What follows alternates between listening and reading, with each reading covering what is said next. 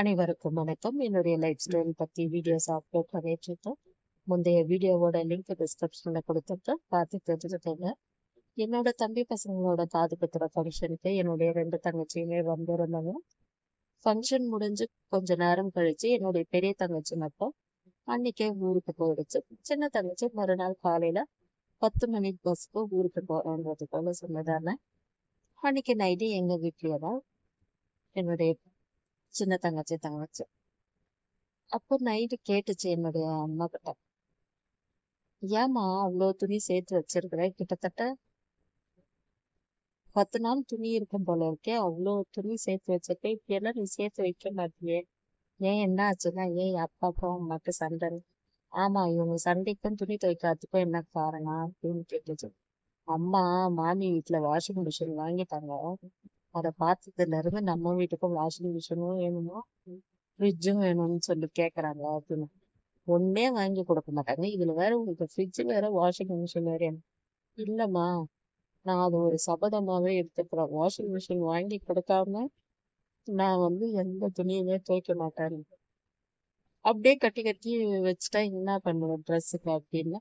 எனக்கு என்ன கஷ்டம், பீரோல 2 பீரோ புடவை இருக்குது, நான் அதையே கட்டி கட்டி அப்படியே வச்சிருவேன், அது எத்தனை நாள் ஆனாலும் பரவாயில்ல அப்படின்னு.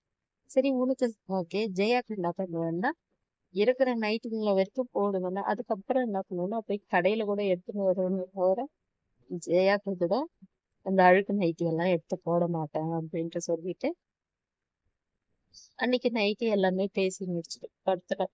மறுநாள் காலையில பால் பவுடரு அந்த டைமுக்கு மட்டும்தான் டீ வைக்கிறதுக்கு இருந்துச்சு. அப்போ எங்க அம்மா சொல்லியிருந்தாங்க, டீ எனக்கு எடுத்துட்டு வந்து கொடுத்துட்டு. பால் பவுடர் இருந்தது, டீ வச்சுட்டோமா, கேன்டீன்ல வாங்கி வந்தது எல்லாமே காலி ஆயிடுச்சு. இன்னைக்கு தங்கச்சியா ஊருக்கு பஸ் ஏற்றத்துக்கு போகும்போது போயிட்டு அதுக்கு ஸ்வீட் எல்லாம் வாங்கி கொடுக்குறாங்க. ஸ்வீட் எதுக்கு நீ வாங்கி கொடுக்குற அப்படின்னு நான் கேட்டேன்.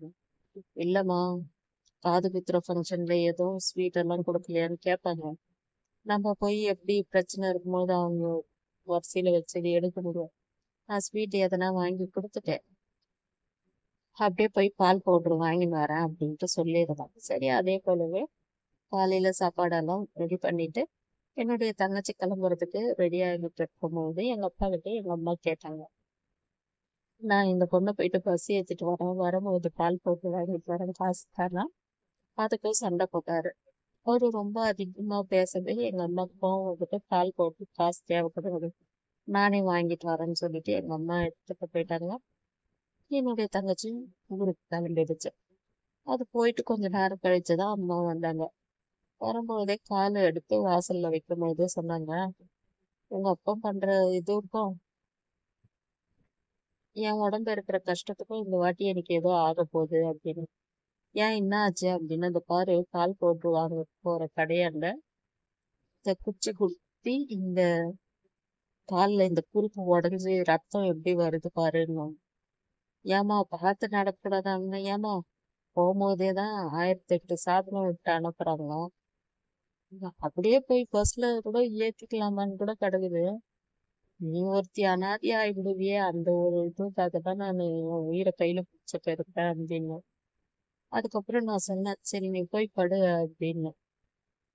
இந்த அவனுக்காக ஸ்வீட் வாங்கிட்டு வந்தேன் அப்படின்னாங்க. சரி நீயும் உள்ள வந்து படுக்கிறியாங்க, இல்லைம்மா நான் இங்கேயேதான் உட்காந்துட்டு இருக்கேன்னாங்க. அப்போ அவங்களும் சொன்னாங்க, நானும் கொஞ்ச நேரம் உட்காந்துட்டு இருக்கிறேன்னு சொல்லிட்டு ஸ்வீட்டை ஊட்டிகிட்டே அழுதாங்க. இருக்க இருக்க உங்க அப்பா திரும்புவாங்கன்னு பார்த்தா இப்பதான் ஜாஸ்தியா போறாங்க, ரொம்ப மோசமா நடந்துக்கிறாங்க, பசங்களே பெரியவங்கள ஆயிடுவாங்க போல இருக்குது, நான் சுடுகாடு போற வரைக்கும் கூட உங்க அப்பா திரும்ப மாட்டாங்க அப்படின்ட்டு எல்லாம் சொல்லிட்டு இருந்தேன். அதுக்கப்புறம் அம்மாவும் வீட்டு உள்ள போய் படுத்துக்கிட்டாங்க.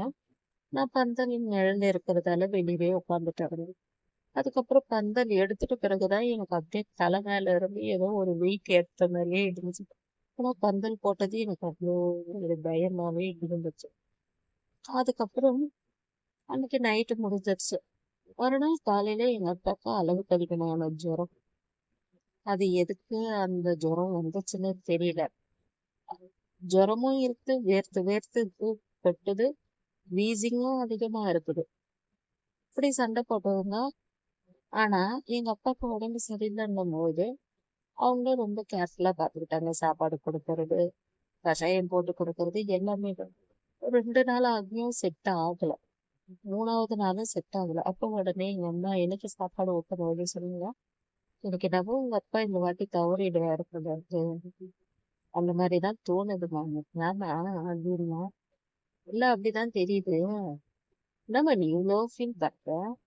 உங்ககிட்ட அவ்வளவு சண்டை போடுறாங்க, அவங்க போய் ஃபீல் பண்ணுற அப்படின்னு சொன்னதுக்கு, இருந்தாலும் அதுவும் ஒரு உயிர் தானம்மா அப்படின்னா, அம்மா நீ உண்மையாவே மனுஷாவே எனக்கே ஒரு மாதிரி இல்லை. அவ்வளவு கொடுமைப்படுத்துறாங்க, அவங்க வாழணும்னு நினைக்கிறியாம்மா அப்படின்னு சொல்லுவேன். அதுக்கப்புறம் என்னுடைய சின்ன தங்கச்சி ஃபோன் பண்ணி இருந்தது. அம்மா அப்பாக்கு எப்படி இருக்குது அப்படின்னு சொல்லி. அப்படியேதாம்மா இருக்குது, தூங்கினே இருக்கிறாங்க எந்த டைமும். நான் சொன்னேன், ஏய் இவங்களெல்லாம் நம்பவே கூடாது. அப்படி சண்டை போட்டாங்க. அவரு எழுந்துக்கிட்டா போதும் என்ன அப்படின்னு கேட்டாங்க. உடனே ஒண்ணும் இல்ல அப்படின்னு அவரு திமுறா தாண்டி பதில் சொல்லணும். அதான் உங்ககிட்ட எனக்கு பிடிக்காத ஒரு விஷயமே அப்படின்ட்டு எல்லாம் சொல்லி, நான் அடுத்த வாரம் 25ஆம் தேதி ஊருக்கு வரேன். பசங்களுக்கெல்லாம் புக்கு கொடுக்குறாங்களா, அப்படியே புக்கு வாங்கின்னு நான் நம்ம வீட்டுக்கு வந்துடுறேன். வந்துட்டு நான் ஒரு 3 நாள் அங்கேயே இருக்கிறேன். அதுக்கப்புறம் நீ எங்க ஊருக்கு வந்துடுறேம்மா, ஏன்னா பசங்களுக்கு லீவு முடிய போகுது அப்படின்னு சொல்லிச்சு. சரின்னு சொல்லிட்டு அதுக்கப்புறமா போன் வச்சுட்ட பிறகு சொல்றாங்க, எதுக்கு இந்த பொண்ணு புக்கு வாங்கினா அப்படியே அவங்க மாமியார் வீட்டுக்கு போக வேண்டியது தானே, இந்நேரத்துக்கு இங்கெல்லாம் வரலாம். உங்க அப்பா இந்த மாதிரி உடம்பு சரியில்லாத படுத்துக்கிறாங்க, பசங்க எல்லாம் வந்துருச்சுன்னா குழந்தைங்கள அதட்டின்னு இருப்பாங்க, குழந்தைங்க அதுங்க விளையாடும். இவருக்கு அதெல்லாமா தெரியும், நம்மள சண்டை இழுப்பாரு, அந்த பொண்ணை சண்டை இழுப்பாங்க. இவங்களுக்காக எல்லாத்தையும் விட்டு கொடுத்துருமா போமா அப்படின்ட்டு நான் சொன்னேன். அப்பாவுக்கு உடம்பு சரியில்லாத போனது அப்படியேதான் போயிட்டே இருந்துச்சு. இது ஒரு வாரமும் ஆயிடுச்சு. புதன்கிழமை அன்னைக்கு என்னுடைய தங்கச்சி பசங்க, தங்கச்சி எல்லாமே வரத்துக்கு ரெடி ஆகிட்டாங்க. ரெடி ஆகிட்டு சொன்னாங்க, அதாவது 24ஆம் தேதியே அவங்க வந்துட்டாங்க ஊருக்கு. ஊருக்கு வந்துட்டு அன்னைக்கு போன் பண்ணியிருந்தாங்க, அம்மாவை பஸ் ஸ்டாப்க்கு வர சொல்லிட்டு அப்படியே ஸ்கூலுக்கு போயிட்டாங்க. ஸ்கூல்ல வந்து எங்க அம்மா பசங்க கிட்ட சொல்லியிருக்காங்க, இங்க பாரு உங்க தாத்தாக்கு உடம்பு சரியில்லை, நீங்க வீட்டுக்கு வந்தா கூட கத்தக்கூடாது, அமைதியா டிவி பார்க்கணும். இல்லைன்னா ஆயாவையும் உங்க அம்மாவையும் தான் சண்டை போடுவாங்க, அப்புறம் ஜெயா கம்மிக்கு மாதிரி ஆயிடும். அதனால சண்டை போடக்கூடாது, சத்தம் போட்டு விளையாடக்கூடாது. தாத்தாக்கு உடம்பு சரியில்லை, சரியானாலும் சரியாயா, நாங்கெல்லாம் சண்டை போட மாட்டோம், கத்த மாட்டோம் அப்படின்னு பசங்க சொல்லியிருக்கிறாங்க. அப்புறம் வீட்டுக்கு வந்துட்டாங்க. வீட்டுக்கு வரும்போது எங்க அப்பா தூங்கிட்டு தான் இருந்தாங்க. எழுந்தாங்களாம், ஒரு வாட்டி எழுந்து வந்தாங்க. சொன்னேன் இது மாதிரி ஸ்கூலுக்கு போய்க்கிறேன்னு, அதுக்கப்புறம் போயிட்டு படுத்தாங்க அப்படின்னு சொல்லி. அதுக்கப்புறம் அவராவே எழுந்து வந்தாரு. வந்துட்டு பசங்களை எல்லாரையும் பார்த்துட்டு அப்படியே போயிட்டாரு. ஏன் என்ன வந்துக்கிறீங்கன்னு கூட கேட்கவே இல்லை. பசங்களை மட்டும் சும்மா பார்த்துட்டு சிரிச்சுட்டு போயிட்டாரு, அவ்வளவுதான். அதுக்கப்புறம் மறுநாள் 25ஆம் தேதி சாயங்காலம் எங்க வீட்டுக்கு வெளியே நானும் அம்மா என்னுடைய தங்கச்சி 3 பேரும் உட்காந்து பேசிட்டு இருக்கும்போது நான் சொன்னேன், இன்னைக்கு அக்காவுக்கு பர்த்டே, நானும் ஃபோனே பண்ணல, இப்போ பேசலாமா அப்படின்னு கேட்டேன். அட பேசுமா, யாருக்குறாங்களோ அதுக்கு நம்மள விட்டா அப்படின்னு சொன்னாங்க. உடனே நான் ஃபோன் பண்ணிட்டு விஷ் பண்ணிட்ட பிறகு அக்கா சொல்லிச்சு, ரொம்ப சந்தோஷம் நீங்க ஃபோன் பண்ணதுக்கு அப்படின்னு சொல்லிச்சு. சரின்ட்டு வச்சிருக்கேன். மறுநாள் காலையில வெள்ளிக்கிழமை அப்போ என்னுடைய தங்கச்சி சொல்லிச்சு, இந்த பசங்களை வச்சு நீங்க மெயின்டைன் பண்ண முடியல, நான் பேசாம ஊருக்கு நான் போயிடுறேம்மா, அப்பாவுக்கும் உடம்பு முடியல, இதுங்க கத்துதுங்க, அதுல வேற எனக்கு பயமா இருக்குது அப்படின்னு எங்க அம்மா சொன்னாங்க. வெள்ளிக்கிழமையா இருக்கு, அதுவும் இல்லாம அமாவாசை வேற இன்னைக்கு, ஆஹ் நீ ஒரேடியா ஞாயிற்றுக்கிழமையே போமா, அமாவாசை இதுவெல்லாம் முடிச்சிட்ட பிறகு 600 முடிச்சிட்ட பிறகு நீ போ அப்படின்ட்டு சொல்லியிருந்தாங்க. ஐயோ இன்னும் 2 நாளா நான் என்ன பண்றது அப்படின்னு சொல்லி இருந்துச்சு என் தங்கச்சி. இன்னைக்கு காலையில இட்லி செய்யறதுக்காக இட்லி மாவு எடுத்தாங்க. ஆனா பார்த்தா இட்லி சரியா வராது போல இருக்கு. கல்லு மாதிரி வரும் போல இருக்குது. ஒரு ஃப்ரிட்ஜ் வாங்கி கொடுன்னா வாங்கி கொடுக்க மாட்டேன்றாங்க.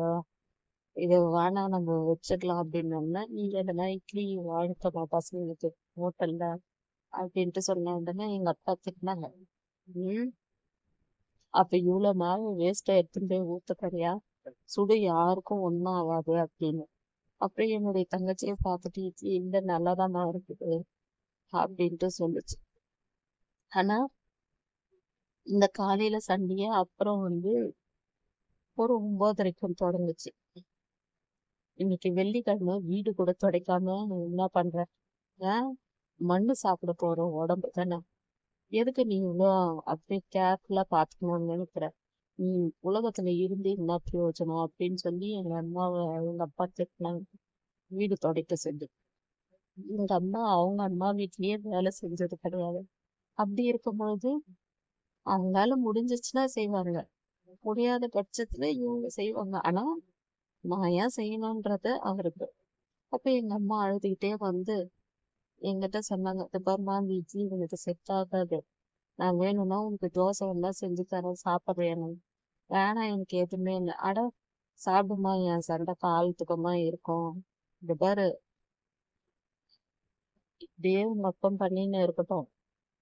விஷத்தை வாங்கி முதல்ல உனக்கு ஊத்திட்டு நீ செத்துட்டேன்னு தெரிஞ்ச பிறகுதான் அடுத்தது நான் குடிப்பேனே.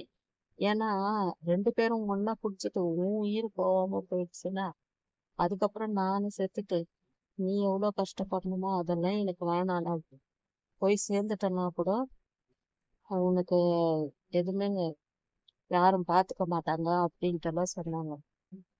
எனக்கு அம்மா இப்படி பேசுறது, அவங்களும் பதிலுக்கு பேசுறது தலையே ஒரு மாதிரி இருந்துச்சு. நான் வேணான்னு சொன்னா கூட என்ன வலுக்கட்டாயமா உள்ள கூட்டின்னு தோசை செஞ்சுட்டாங்க. தோசை செஞ்சுட்டு 2 தோசை சுட்டு கொடுத்தாங்க. ஃபர்ஸ்ட் அம்மாவே தான் ஊட்டினாங்க. ஏம்மா, இன்னும் 1 சேர்த்தம்மா, ஏன்னா குழம்பு இருக்குது, இன்னும் ஒரு தோசை சாப்பிட்றோம்மா.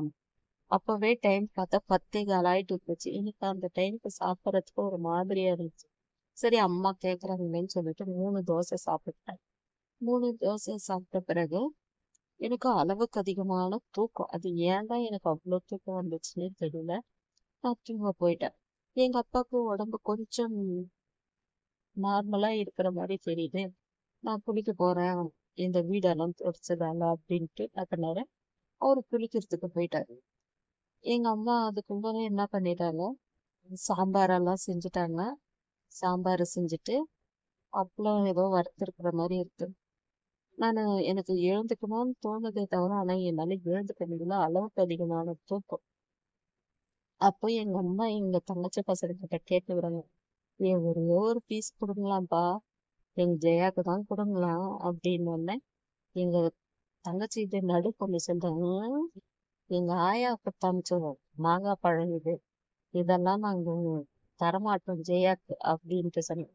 நீங்க தரலன்னா போது, நான் திங்காம ஜெயாக்கு செந்தூரா பழமே வாங்கிட்டு கொடுப்பேன், தெரியுமா? நீங்க யாருமே அதுல கேட்க கூடாதுன்னா. உடனே அந்த பழத்தோட பேர்லயே ஒரு பாட்டு வரும். அந்த பாட்டை பாடி பாடி காமிச்சாங்க. இந்த நைஸ் எல்லாம் வேணாம், நான் ஜெயாக்கு பழம் வாங்கி தான் தரப்போறேன். இந்த ஏத்துக்காயோ ஜெயாக்கு அப்படின்னா, தேவை கிடையாது தேவை கிடையாது அப்படின்ட்டு சொல்லுவேன். நான் அப்புறம் கண்ணை தரணும், ஏமா அவங்க சாப்பிட்ட விட எனக்கு மாம்பழம் எல்லாம் பிடிக்காது, வேணாம் விட்டுரு அப்படின்னு சொல்லிட்டு அப்படியே தூக்கிட்ட மாதிரி. அதுக்கப்புறம் 1:45 ஆயிடுவே. எங்க அம்மா, ஏன்னா எழுந்துருமா, சாப்பிடு எழுந்துரு அப்படின்னா, ஐயோ வேணாம், நான் சாம்பார் தான் வச்சு, அதான் வேணாம், எனக்கு காலையில் சாப்பிட்டதே ஒரு மாதிரி இருக்குதுன்னு சொல்லி, ஓ அப்படிதான் சுட்டு வச்சுக்கிறேன், எழுந்துருமா அப்படின்னு. உடனே நான் கண்ணை முழிச்சுட்டேன். இருந்தாலும் எனக்கு சாப்பிடவே ஒரு துளி கூட விருப்பம் இல்லை. நான் பசியே இல்லை, நான் எப்படி சாப்பிடுவேன்? அப்புறம் அப்பளம் வச்சு எங்க அம்மா அதுவும் 2 அப்பளம் வச்சு எனக்கு ஊட்டி விட்டாங்க. அதுக்கப்புறமா எங்க அப்பா குளிச்சுட்டு எல்லாமே சாப்பிட்டு உட்காந்துட்டேன். ஆனா அவங்க 2 பேரும் சண்டை போட்டதுக்கான ஒரு அறிகுறியே இல்லை. அப்ப எங்க அம்மாவும் தலைக்காணியெல்லாம் போட்டாங்க. போட்ட பிறகு எங்க அம்மா பக்கத்துலயே தான் கொஞ்சம் சேர் போட்டு உட்காந்தாரு அப்படித்தான். அப்ப எங்க அம்மா திரும்பி எங்க அப்பாவை பார்க்கும்போது, எப்படி என் மனசுல நினைச்ச சாம்பார் நீ வச்சிருக்கிற? ம், எனக்கு இந்த சாம்பார் தான் ரொம்ப பிடிக்கும். இததான் வைக்க சொன்னாங்க இல்ல. சாப்பாடு எடுத்துன்னு வந்து வைக்கும்போது பார்த்தா இந்த சாம்பாரை நீ வச்சிருக்கிற. ஆனா ஒண்ணு, ஹோட்டலுக்காரனை கட்டியிருந்தீங்கன்னா நல்லா பொழிச்சிருப்ப. என்ன பண்றது? ஐயா ஆமா, இங்கிட்ட எடுத்தா அது என்ன பண்றது, நல்லா தான் பொழிச்சிருப்பாங்க. உன்னை கட்டி தான் இது இப்படி உட்காந்து எதிர்பார்த்துன்னு உட்காந்துக்கிறாங்க அப்படின்னு சொன்னோன்னே, என்னது ராஸ்கல் எனக்கு ரொம்ப திமிர் ஆயிப்போச்சு அப்படின்னு சொல்லிட்டு இருக்கும்போது எங்க அம்மா கேட்டாங்க, எதுவும் வாங்கி தர மாட்டேங்க. என்னது அப்படின்னு. வாஷிங் மிஷினும் ஃப்ரிட்ஜுன்னு அதெல்லாம் எதுவும் கிடையாது அப்படின்னு சொன்னதும் தான். அவ்வளவுதான், அப்படியே படுத்துட்டாங்க. அப்புறம் 2:30 மணி ஆயிடுச்சு. என்னோட அக்கா ஃபோன் பண்ணி இருந்துச்சு ஆஃபீஸ்ல இருந்து. அப்ப நானும் பேசிட்டு எங்க அம்மாவும் பேசினாங்க. அதுக்கப்புறம் வச்சதுதான். அதுக்கப்புறம் எங்க அம்மா அப்படியே படுத்துட்டே தான் இருந்தாங்க. அன்னைக்கெல்லாம் எங்க பெரிய தங்கச்சிக்கிட்ட எங்களால ஃபோன் பேசவே முடியல. அப்புறம் சாயங்காலம் ஆக ஆக கொஞ்சம் மழை வர மாதிரி ஆயிடுச்சு. மழை வந்த பிறகு அப்பதான் பாக்குறாங்க எங்க அம்மா வீட்டுல சர்க்கரையே இல்லைன்னு சொல்லிட்டு. அப்போ என்ன சொன்னாங்க, ஐயோ சர்க்கரை வாங்கிட்டு வரலான்ட்டு போலான்னு பார்த்தா, இந்த மழை தண்ணியில கால் பட்டுச்சுன்னா நான் என்ன ஆகிறது? கால் புண்ணாயிடுமே, சுகர் இருக்கிறதுக்காக புண்ணாகக்கூடாதே அப்படின்னும் போது என்னுடைய சின்ன தங்கச்சி சொன்னுச்சு, நான் போயிட்டு சர்க்கரை வாங்கிட்டு வரேம்மா, நீ காசை கொடு அப்படின்னு. மூணுமே கிளம்புறதுக்கு பார்த்துச்சுங்க அவங்க பசங்க. உடனே அதுங்க ரெண்டுத்தையும் சொல்லி நிக்க வச்சுட்டோம். ஆனா சின்னது மட்டும் மீன் மாதிரி துள்ளி குடிச்சிச்சு. இன்னும் ஜஸ்ட் மிஸ் எங்க அம்மா பிடிச்சி வைக்கலன்னா அது அப்படியே எகிரிட்டு இருக்கும், மண்டை அடிபட்டு இருக்கும். அதுக்கு இவ்வளோ பாசமா பார்த்து கூட நீங்கெல்லாம் இங்க இருக்க மாட்டேன்றீங்க, போங்கடி இந்த ஊருக்கு அப்படின்ட்டு சொன்னாங்க. போறோம், நாங்களா இங்க இருக்கிறோம் அப்படின்ட்டு சொல்லி பேசிட்டு இருந்தாங்க. அதன் பிறகு எங்க அம்மா சொன்னாங்க, இங்கெல்லாம் வந்தா வேலை எல்லாம் செய்ய மாட்டேன்றீங்க அப்படின்னு. ஏன் நீங்க மட்டும் என்ன வேலை எங்களை வாங்காம இருக்கீங்களா, வேலை வாங்குறீங்க அப்படின்ட்டு எங்க நடு பாப்பா சொன்னதுக்கு எங்க அம்மா கேட்டாங்க, நாங்க என்ன வேலை வச்சோம் அப்படின்னு சொல்லி கேட்டதுக்கு, இதோ எங்க அம்மாவை சக்கரை வாங்கினதுக்கு அமுச்சுக்கிறீங்கல்ல அப்படின்னு அழுதுக்கு நேர்ச்சின்னு சொல்லுச்சு. உடனே எங்க அப்பாவுக்கு சிரிப்பு வந்துருச்சு. பாத்தியா, நம்ம எல்லாம் என்னதான் வளர்த்தாலும் அதுங்கெல்லாம் வேறன்றத நிரூபிச்சிச்சு அப்படின்னு சொல்லிட்டே இருக்கும்பொழுது எங்க தங்கச்சி வந்துச்சு. அதுக்கப்புறம் நடந்த விஷயத்தையே சொன்னாங்க. இதுக்கப்புறம் எல்லாம் என்ன ஆச்சுன்றத பத்தி தெரிஞ்சுக்கணும்னா அடுத்த வீடியோல சொல்றேன். இந்த வீடியோ பிடிச்சிருந்தா லைக் பண்ணுங்க.